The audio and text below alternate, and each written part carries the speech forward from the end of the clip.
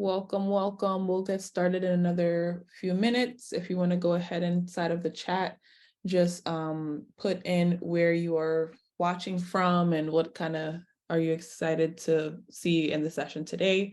And we'll be getting started just momentarily. And a quick fun fact, this is our very first founder spotlight of 2023. I know I'm excited, like how did we get here? Last time I closed my eyes, it was 2019, and now we're 4 years later. I don't know how, but I'm excited for this year. I think it's a prosperous year already, even though I'm pretty sure we're all super busy trying to come back in from the holiday. So just to respect everybody's time, we're gonna go ahead and get started. For folks watching the replay, hey there on YouTube.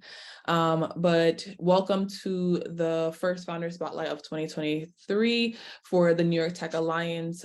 This is one of our monthly programming that we've been doing for almost, over like 2 years now. And my name is Georgianne Gatton, and I'm the CEO and founder of GSD Solutions. I'm also a board member at the New York Tech Alliance. And today I'll be having a great conversation with Anabel Maldonado from Psyche. She is the CEO and founder. But before we get started, there are some housekeeping that I want to go over with you all today. And that includes our privacy statement. So we are recording this session for replay later. So we may photograph, audio record, and video record people that are attending. And so that way folks can participate virtually post-event. Also, subscribe to our YouTube channel. You're probably watching this on the YouTube channel if you're watching the replay, and if you're joining live, subscribe to our YouTube channel so that way we can continue getting viewers and you can watch the replay on our YouTube. I want to send a big shout out to our entire community and network reach. The New York Tech Alliance has been at the center of the New York Tech community for over 10 years now. And we've been merging together, various subgroups such as women in tech, Latinx, immigrants, government leaders, universities. We have a lot of reach on media. We've interacted with 6+ continents. So definitely we have a large reach, and we are so happy for you all to be a part of this amazing community that we've been building and continue to build over the next few years. A big shout out and thank you to all of our sponsors. Without our sponsors, this programming wouldn't be possible. So we really want to say thank you to all of our sponsors. And we hope that they continue to support our initiatives here at the New York Tech Alliance.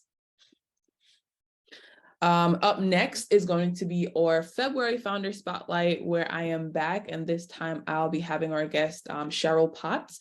So definitely check that out. You can register right on the New York Tech Alliance website. That's going to be happening on February 22nd. You can watch the live session and be a part of this experience, or you can watch the replay on YouTube when it's available.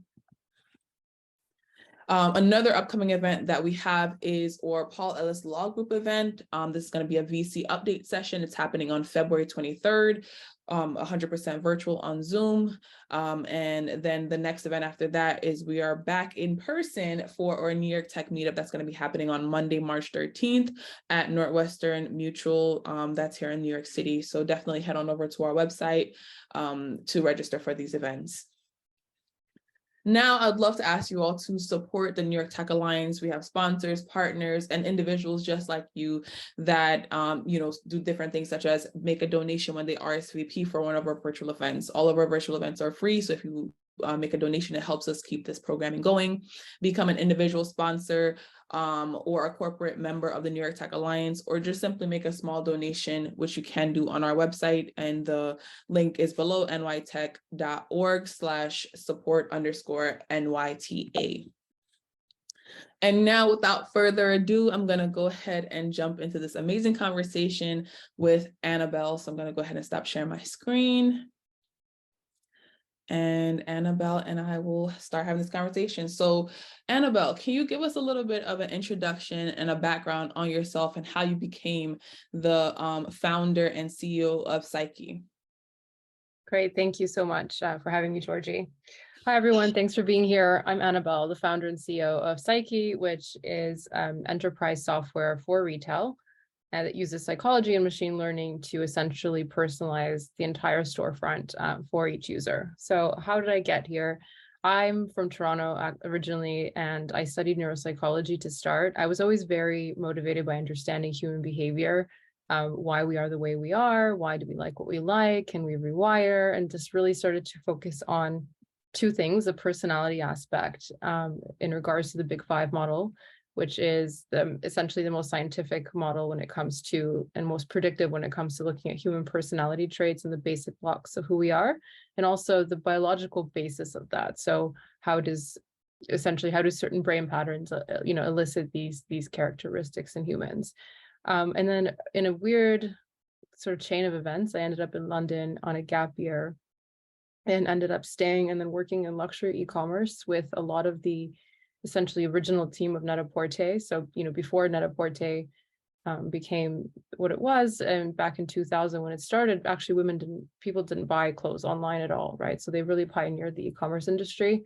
I worked for a lot of great companies subsequently, and in essence always felt that anywhere where there's an aesthetic driver, whether it's fashion or interiors, a travel destination, that we have really strong kind of gut level reactions to aesthetic, but that they're very poorly understood. And so I developed a framework using psychology, using the personality science that I know, and developed basically machine learning, which we can get into in more depth later, that uses those predictions and able to personalize better.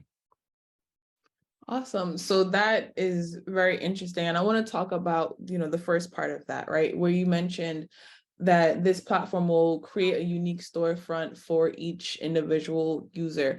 Is the hope that that'll make more conversions? Like, what is the big vision of that? And how do you see that impacting like the different retailers as well as the individual? Like, I would love to hear, the psychology or the technology behind that.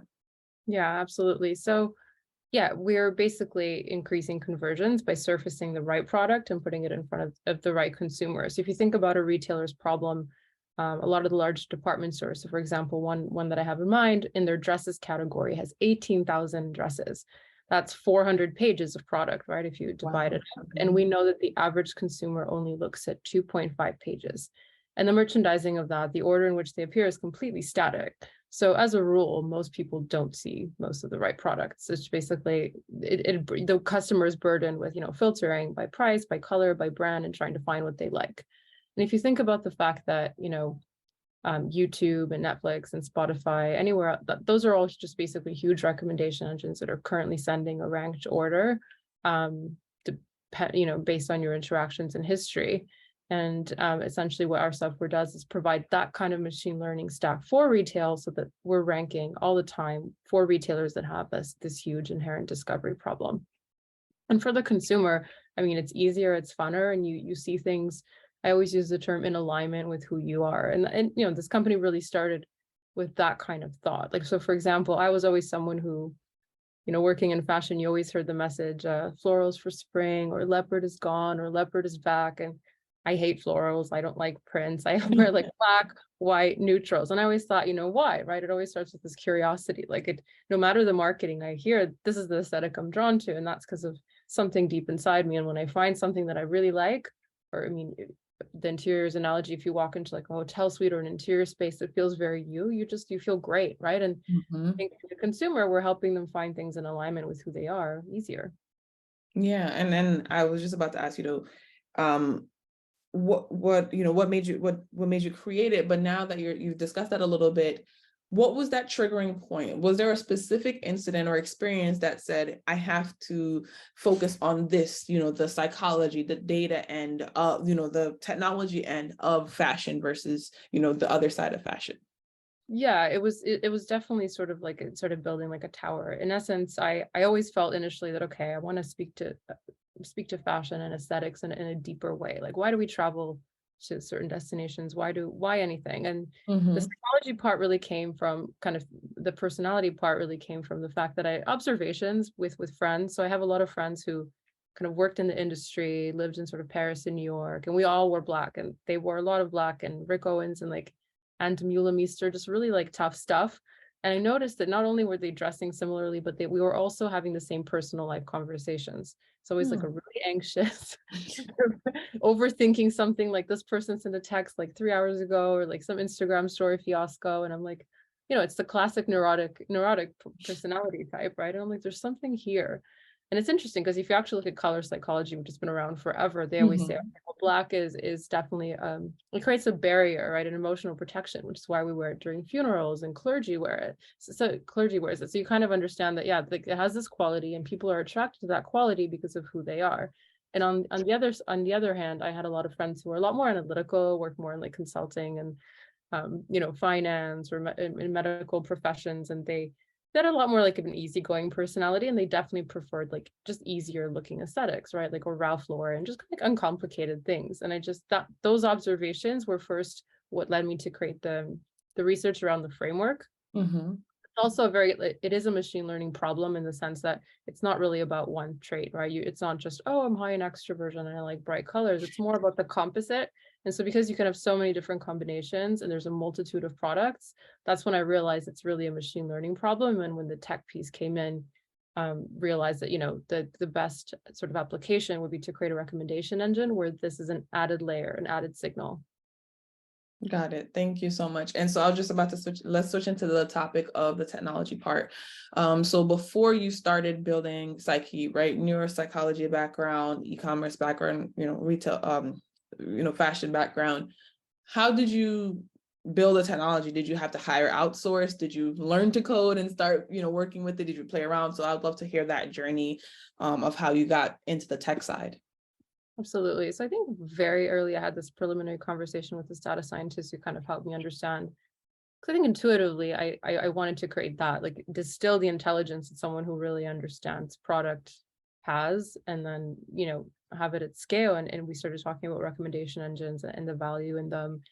And he helped me recruit my first data scientist. And we built that first model, basically, doing manual labeling of products, building up sort of the computer vision side of things, and the part of the libraries that basically use the text of the products. And Mhm. so, we just started scraping and labeling and developing that personality model. So that was how that first started. I didn't do the coding, but I did a lot of the labeling and developing kind of a framework that would allow us to label in a very structured way. And then essentially we hired a senior software engineer to build the rest of the ingestion pipeline that would take the feeds from retailers and the storefront, and just started from there. And I think essentially, obviously, as a non-technical founder, I did learn to code a little bit Nice. in order Yeah. to do some roles, but it was never like really within my zone of genius. Um, but yeah, I mean, I guess as a non-technical founder, I've brought a lot in terms of like what I think the logic behind a lot of the AI is and how we train things. Um, but yeah, and I guess the biggest challenge has been like, how do you evaluate how good an engineer is, as a non-technical founder? But those are, I think, surrounding myself with the right advisors and being kind of humble about it and knowing that, okay, there's a lot of things I don't know, but I need to find out what they are has helped with me with that. Yeah, and I like that. And I want to just highlight that for everyone. She mentioned being a non-technical founder, it's harder to, evaluate an engineer because you're not sure, like you can't really check all of their work. She knows how to, enough of coding. And I like to say, I know I could, how like some bilingual people say, like I could read the language and understand what it's saying, but don't ask me to, speak 5,000 sentences to you in Spanish, right? Like I can read it and I can understand, or if we're having a small conversation. So I think that's how it comes to for a lot of non-technical founders when it comes to coding. Like I could go in there and, okay, that makes sense. A sentence, I understand it, but I couldn't build this whole thing from scratch. And so it's important to have advisors, have people in your network that are trusted, that may have more of that experience, that can do more of an evaluation. Because especially when you are a non-technical founder, finding the right tech team, whether it's outsourcing to someone international, hiring someone locally, or working with a co-founder, right? You have to be involved in it. It's not just, oh yeah, you're the tech person, I'm the other side of it, go build something. Because we've seen in this series, in this series alone, some of the craziness that has happened when you just leave it alone. So for non-technical founders, you still have to understand and be able to interact with your tech team in a good way. And so, 100%. oh yeah, go ahead. No, I was gonna just add to that. And yeah, you Yeah, go have to ahead. be communicating. There can be so many different there's so many like assumptions if you don't communicate very clearly and constantly about what's being built. And yeah, like, I mean, I think initially you just, okay, they're saying a lot of technical things are going great, but then you just realize, okay, we built too far in this direction. We actually didn't need that. And I think, Mhm. finding engineers that also have a startup mentality makes a big difference and aren't over engineering something. And a tip I have around that is, I mean, I actually ended up getting a lot of really strong advisors just reaching out on LinkedIn to like experienced CTOs. So two of our advisors, I mean, one used to be a CTO at a large department store. So that's been, very helpful in terms of Mhm. understanding how they work and what they care about and how they like to integrate. And an SVP of engineering at a very impressive Silicon Valley based company that's just like happy to hop on a call. And, when I was hiring for certain positions, he helped me do those interviews. So that was really helpful. Yeah. And so you just mentioned, whether it was hiring a team and then people reaching out, I would love to talk a little bit about now, like the founder funding journey. And so, have you guys raised any rounds? Like how have you been able to keep the business alive and keep it funded? And then I want to transition into, how are people receiving it so far, whether it's users, retailers. So I'd love funding first. Funding first. Okay. Yeah, Yeah, we've funding. raised 1.5 million to date, and we're just sort of Nice, congrats. we're just kicking off a new round now. I mean, there's definitely no magic bullet to funding. We've raised like basically during the pandemic and then now war. So, it's never been like a good time, and there's definitely no secret to it. I think it's just been down to, we have a real mission driven, like authentic. I have a really authentic story in regards to how I got here. And I think leaning into that has been important. And then the other thing is just, networking like crazy. Nice, nice. And Sometimes, so, yeah, like sometimes you hear people say like conferences and events can be a waste of time because you're not building the product. But, I've made a lot of really valuable connections just showing up and being engaged and having conversations. yeah, and you just mentioned some tips, but is there any, more tips that you want to give to folks, when they meet someone, some best practices of how to do that? Because I think there are a few ways to network, and sometimes people may be nervous to do that networking because it may feel transactional or they're, introverted or different scenes. So just any tips that you can give to folks to just be, meet and build their network out. In terms of like when you do get out there. Yeah, when Well, you do get out there. yeah, I mean, I think you have to generally be prepared if you're starting too early. I guess try and identify like the types of investors that will be there and know which ones are actually would work for your round. I mean, if you're still very early stage and you're more like at an angel stage, try and I guess don't go to events where there's going to be series B and C investors and try to wow them. I've done that. I'm just like, well, if they love the idea, it doesn't matter. I mean, funds have very specific mandates most of the time.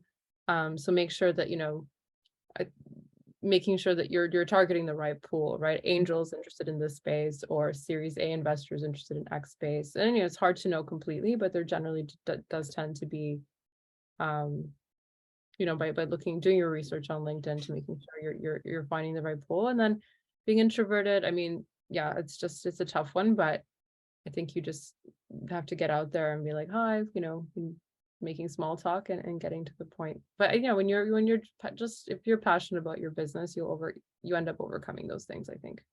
Yeah, and I want to also highlight what you mentioned around your story. So having, you have a good story, but did you work with anyone to kind of cultivate that story in something that it's like, whether it's your 30-second pitch or just how you pitch your business and talk about your business, or did you just kind of work through it, or any resources that you can share on telling your story, telling your journey? But yeah, there's some very, I personally have not spent too much time working with some of a few of these people, but there's some very strong coaches that help founders work on their storytelling skills for the purpose of fundraising. And yeah, I can definitely share some of those names, but I definitely would recommend working with someone and trying to understand how things are perceived. I think the hardest thing to get right is this balance of engaging emotionally, but having like the data and the numbers to persuade the rational brain. As someone who definitely has like always leans more into the emotions in the story, I think always being able to, okay, this is how it translates into a business and numbers, and being able to do that. Either you're naturally going to sit like on one side or the other.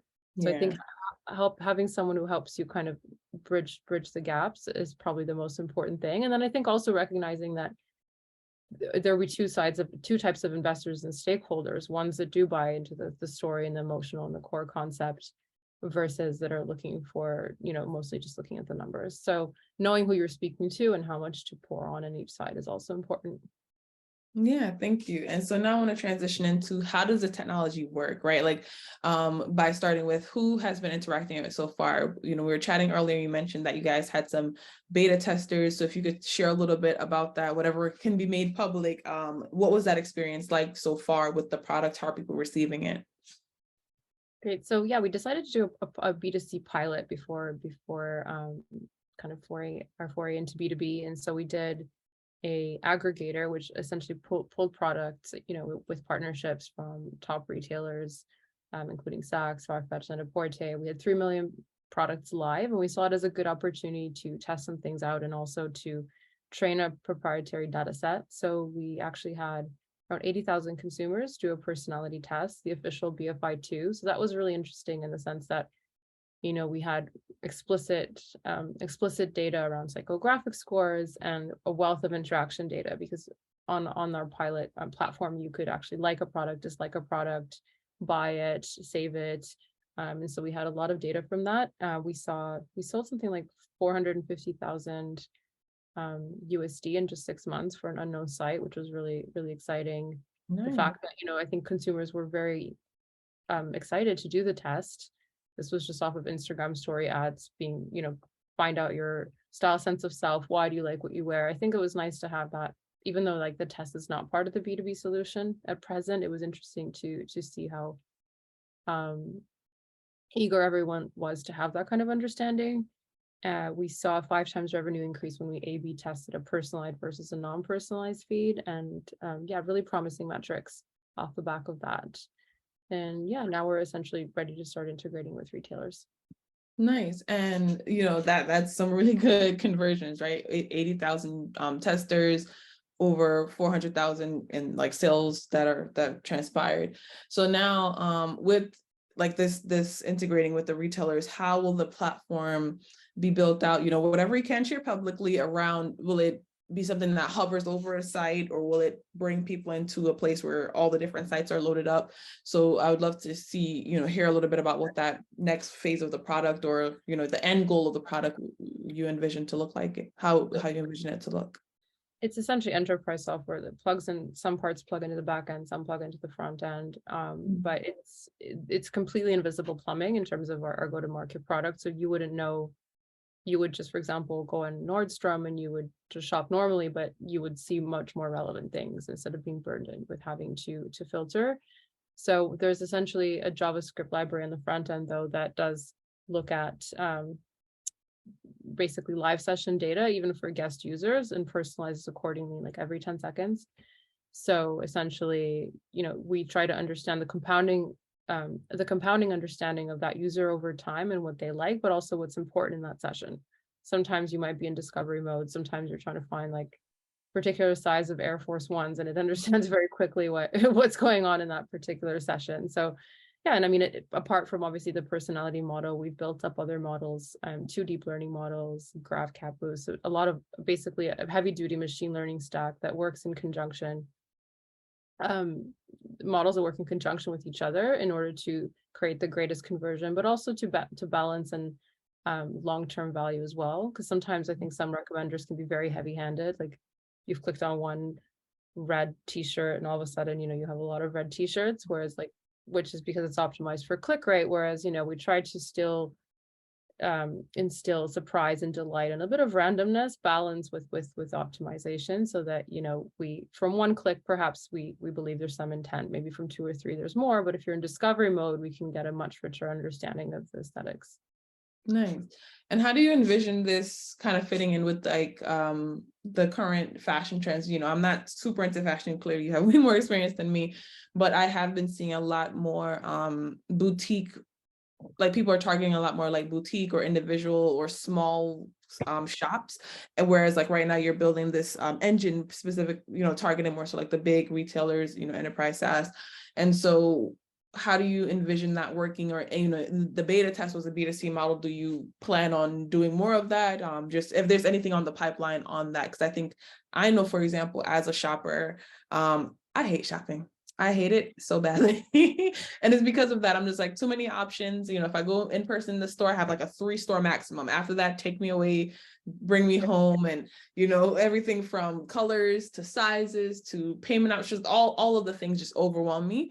And so it's just like, I was like, if I could have a personal shopper, just like say, hey, based on how we know you, these are the top 5 things that we think you'd like. And based on the season and colors, I don't know how much I'd be willing to pay for that, but I know I'd really like it. So, you know, repeat that. Well, I think people like those stores because there's already a curated selection. I was in the meatpacking district the other day and I saw this boutique 2 Minds, and it was like small and they have a small selection online, but like just the best stuff. And I feel like that already gets me, right? Okay. And but people like that because, you know, they've reduced a lot of the complexity and choice, and you know that, okay, that's a time investment I could do. I know that if I go there for 20 minutes, I'll walk out happy and then I'm done and then I can go to lunch, right? Like that's what we want. And so the thing is though, a lot of the retailers, the large retailers do have a lot of it, but they haven't been able to deliver this experience. But they do have like a lot of, you know, they have good sales, they have good customer service.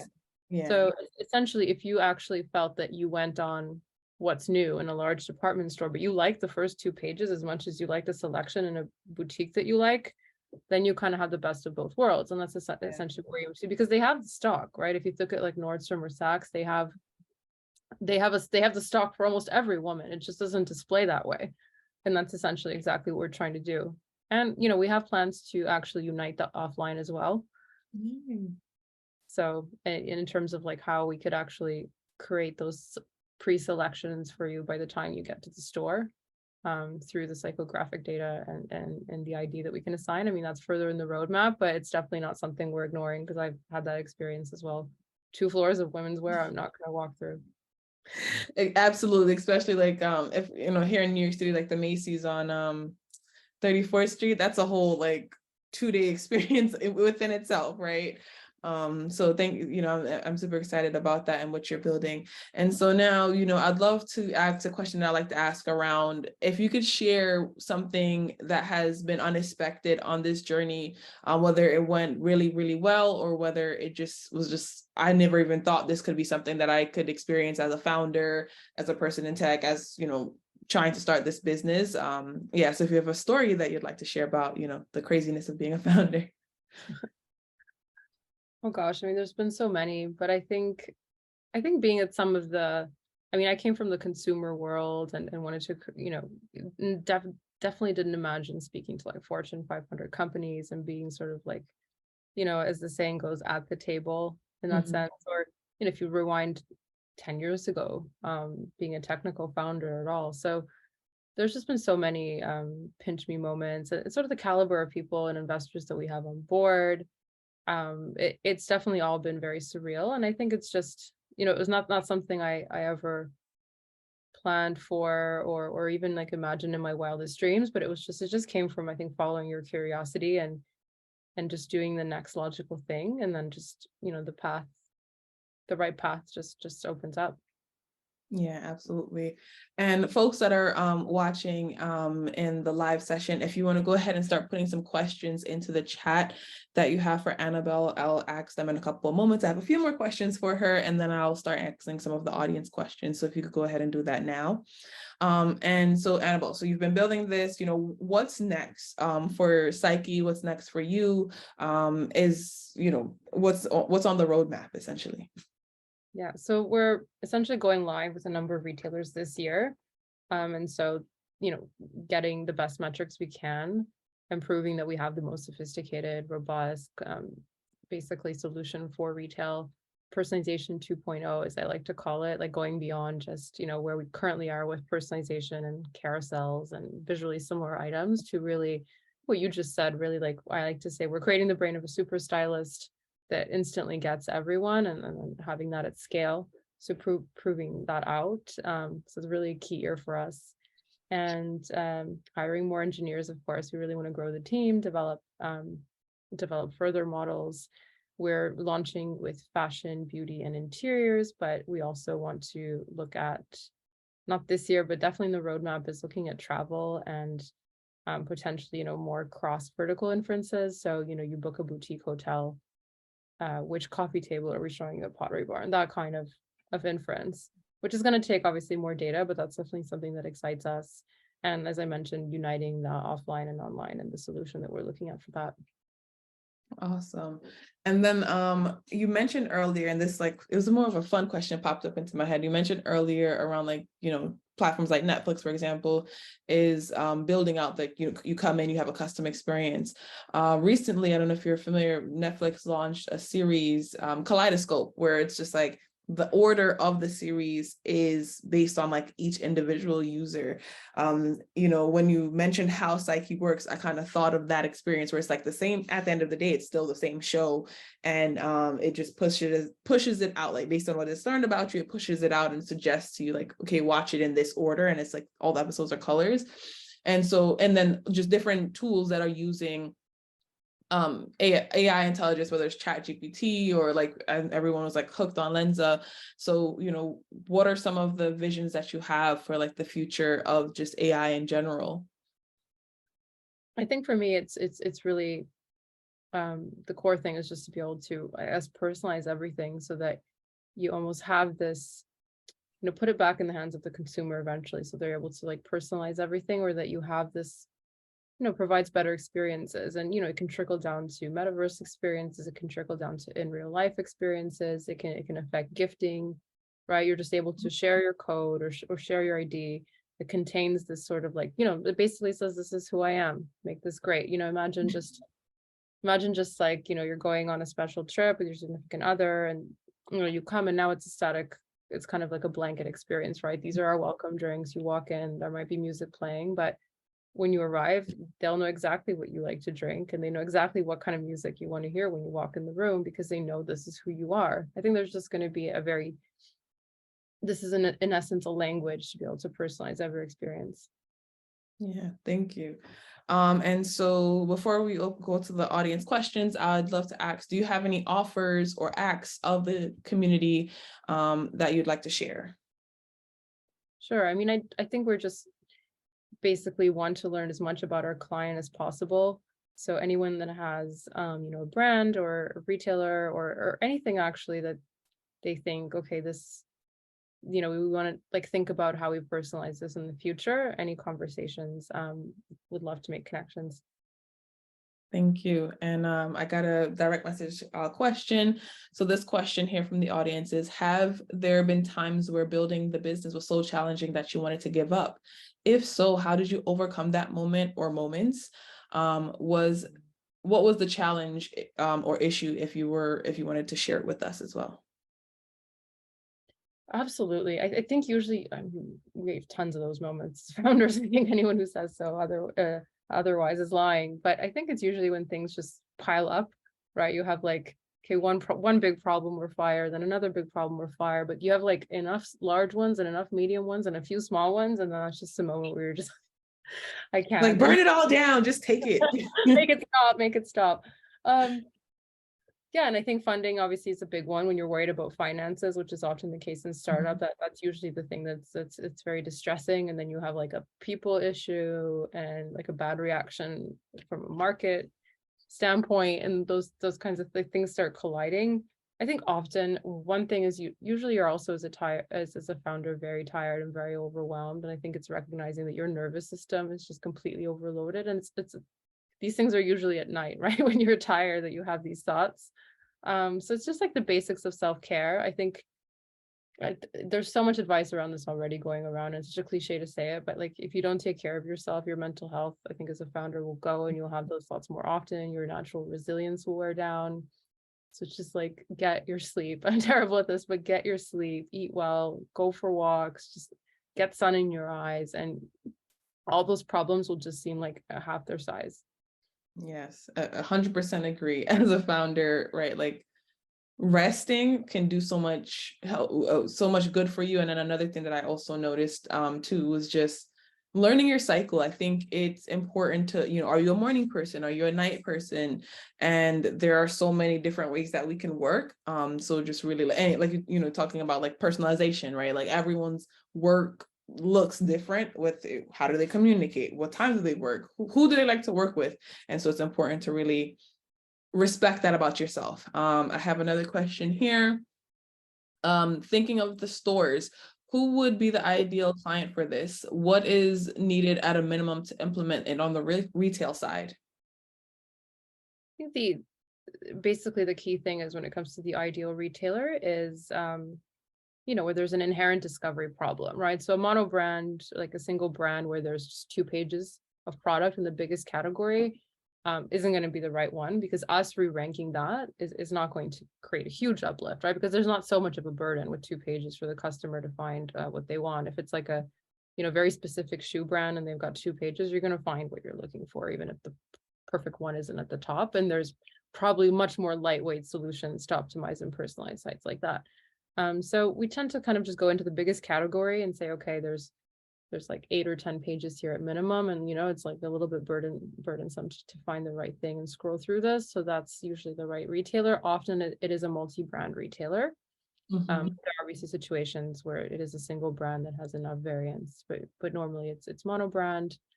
Any price point works. And we do like multiple categories, right? Again, just because we're able to make those inferences, which I think I'm keen to test out as much as possible.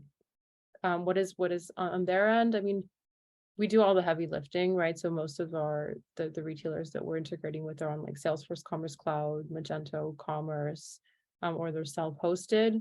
And then it's just more about like having a few meetings, understand how they want to integrate, and then we plug in. Awesome. And I guess this next question actually ties into that question. A different person asked it though, so it's funny. As you've scaled, what has been the biggest challenge around talent acquisition and managing a larger team? So, like now that you have to integrate with all those sites, who's behind it and how you're making it happen? Yeah, I mean, I think it gets to a point where it's been like me working with the technical team directly, and then you realize that you need a product person to sort of between you and the technical team. So we've recently hired an experienced sort of like head of product that is able to, I think as a founder, you tend to be very like visionary, like, well, what if we did this and this and this idea? No, we should, this is so important, like so basically you need someone to kind of like tone that down so that, you don't send the wrong messaging. Because, I think as you scale, every little decision is really important. And you have to just be extra efficient. So in that sense, it's just making sure that you have someone that can kind of sit between you and the engineering team and knows exactly what needs to be built. Nice. Did I And answer the question? yeah, there's actually a follow-up question that I think will help us narrow it down a little bit more. So that was definitely a great answer. And so the second question is, what are your go-to places to find the best talent? Because we know there's so many different talent pools and specifically potentially like developers, right? Like where do you go to find your developers? Is your network? Is it a website? Angel List, that I think they're now well found. There's so many tools. So what are your go-to places? It's just been like within finding the right investors, finding the right team. Every single one is like a completely random convoluted story. So I think there is no one place. I think LinkedIn is always a good one. One of my favorite engineers, it was like a Saturday night. I'm like, oh, we need someone who codes in this language. So then I like found a few, wrote a message, told them what we're working on and see if they found it interesting. I think if they find your project interesting, then they're going to be obviously great for that team. So that's definitely one thing. We use a lot of Golang as well. So there was like one of the LinkedIn guys suggested a Golang community I'd obviously never heard of. And so then I started posting there, and I found like another one of my favorite engineers in that Golang community. Another one through a recruiter. So that was like kind of the more straightforward way. But a lot of the guys that we have now, it's been contract to perm. So it's always also a good way, like working together a little by little and then ramping up. And then, those have been always a good fit. It's always harder to just hire outright. So I think that's always a good way to sort of like hire without making too many costly mistakes. This is starting little by little. Yeah, and like contracts and seeing how you build together. When you're hiring, like, are there any specific skills that you look for in a person beyond like the technical capabilities? Well, it's how to explain their decisions around their capabilities. Like, so we used to give someone a test and then just kind of ask them why they did this. Why didn't they do it this way? And it's all all of the ones that have been really great hires were just like really meticulous in their explanation. I think if you're hiring someone very senior, it's also really important to see that they have sort of commercial understanding as well. And I think that's really hard in machine learning. It's really hard in machine learning, but the person who manages that team, like, I used to kind of think, oh, well, it's okay. They don't have to care about the problem or buy into the core concept or understand the business. They're here to get results, but there'll always be a disconnect if they don't, right? It's harder to find a commercial person who's also technical, but for senior positions, it is absolutely crucial. Otherwise, you're going to be banging your head against the wall. Yeah, because like they can have the skill set, but if they don't really understand the bigger picture, the bigger problem being solved, they may execute like a small thing in just a way that the end receiver won't get it. They won't, it'll bring a disconnect. And that's why I think a lot of AI companies who want to do SaaS or like deploy into businesses end up just being consultancies because they can't deliver like measurable business value. Yeah, definitely. And a question for me now, quickly, and we have time for one more question from the audience. If anybody wants to send me a direct message or put it into the chat, I'll ask, what made you name the company Psyche? Was it just, because it's definitely psychology, we get that, but was there like a bigger story behind it, or? The concept that I always go back to, like, of how who we are drives so much of like what we like and what we consume and what we do. And, your own psyche is one way of referring to that. And so that's why I named it Psyche, but with a twist, K instead of C. Nice, I like it. And then a nod to the self, if you will. I like that. I like that a lot. So now to close us out, I usually ask, is there any advice or feedback or just, a quote, like anything that you want to leave the viewers with today before we end the session? Yeah, I mean, I'll leave you with my favorite quote. It's by Henry Ford. So I think it just summarizes all of the important quotes into one, especially around mindset. And it's whether you think you can or whether you think you can't, you're right. But ultimately, like your own self-belief is going to trump any other factor that contributes to success. Yes, absolutely. I definitely agree with that quote as well. Thank you so much, everyone that is watching live. Thank you so much, everyone that's watching in the replay. And thank you, times 1,000, Anabel, for being here with us for the very first Founder Spotlight of 2023.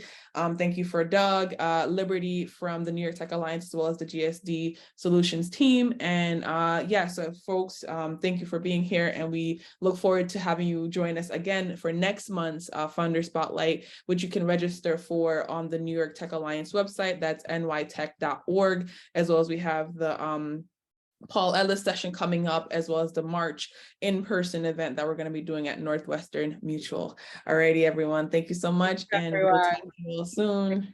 Thank you for having me. Bye.